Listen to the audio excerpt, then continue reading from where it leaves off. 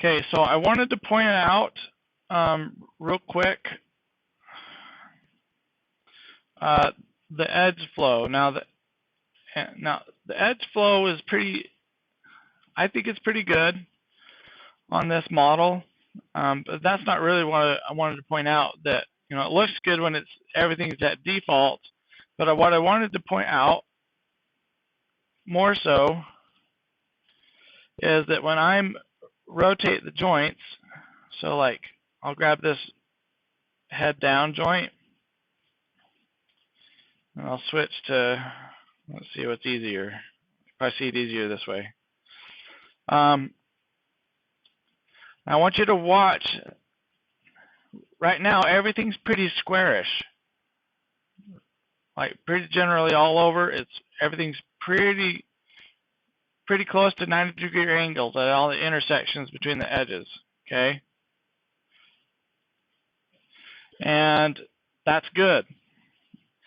Now the problem is a lot of times in weighting, it's hard to keep it that way. You want those to stay that way even when it's moving around. So if I rotate this head joint, I want you to notice how they stay edges. I mean, they stay squares as best as possible. Obviously that's too far up, but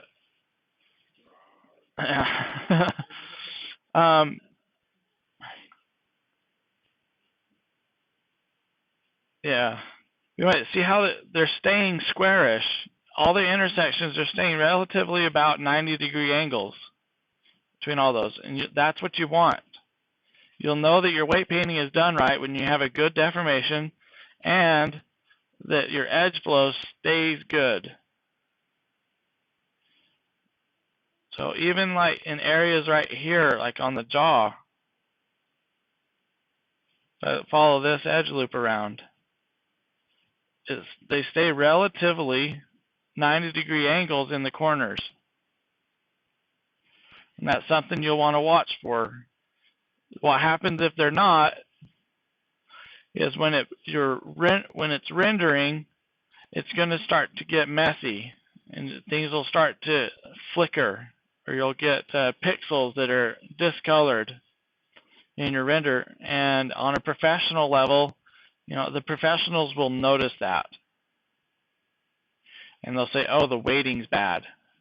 They can watch the movie or the video game and know that the weighting's bad just because the textures aren't working right. Regardless, even if it has a nice shape, they can know the weighting's bad or the edge flow is bad. Now, the other reason we want to do this, we want this to be a nice, smooth transition, is for the textures. There's not any one face on here that's handling all the deformation, and that allows the textures to remain somewhat consistent. If you stretch out one face, then the image that exists on that single face, that texture is destroyed. Okay, so that's something to think about when you're weighting the mesh or meshes in general.